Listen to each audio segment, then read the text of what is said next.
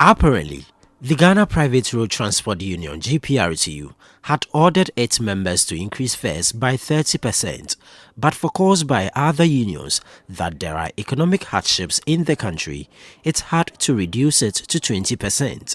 GPRTU as a body held a meeting and issued out letters to our members that by the close of today, lorry fares should be affected by 30%.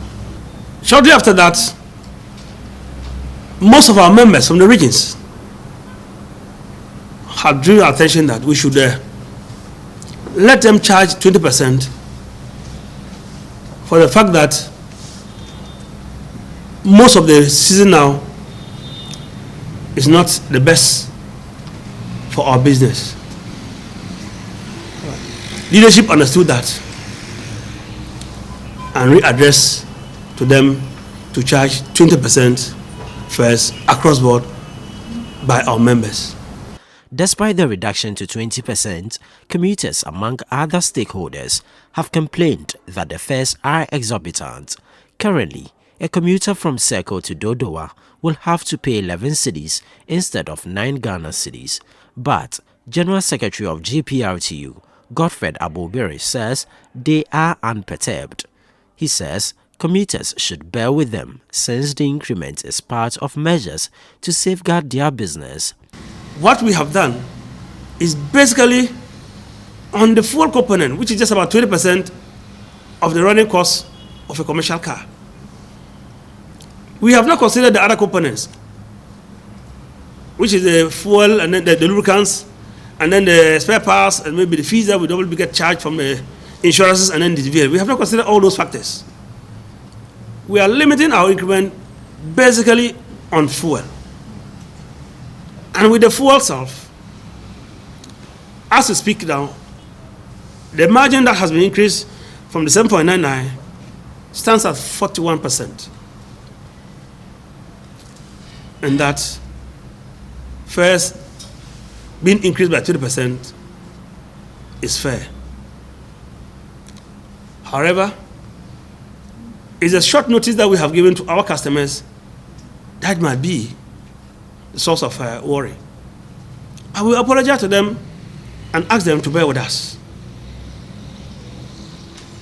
The situation in Ghana now is so hard that very little can be done. Addressing the media, Godfred Abobiri said all efforts to reach the Ministry of Transport when fuel prices were escalating proved futile. He indicated that should government call on the union for negotiations, they won't back down on the 20% upward adjustment. The statement here says that when the threshold reaches 10% or more, and then the figure here we are mentioning is now up to what? 40%. I said 41%. That means that we have been able to accommodate that huge figure and up to now that we are increasing. And like I heard you say, if actually the minister has come on air and to say that, we have not heard it.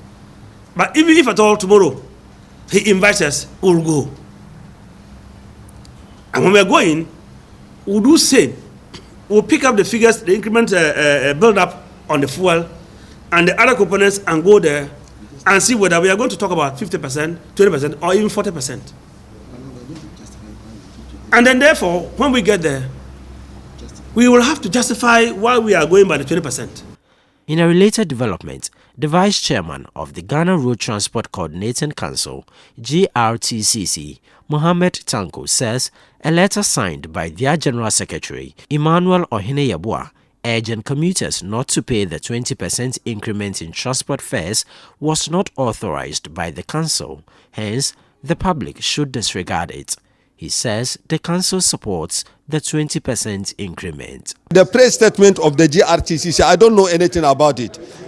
Because let me tell you something. If you are doing something as a council or association or union, you have to come together with the executive members to sit with them and to get the idea of everyone. Yeah, and then when you come to conclusion, this is what we are going to say. That is what I know. So are you saying that he didn't consult the executive member? Me, no, there is no any consultation with me. So he did everything on his own. It's his own. So basically, you side with GPRTU that it should increase the fare by 20%. We are coalition with the GPRTU.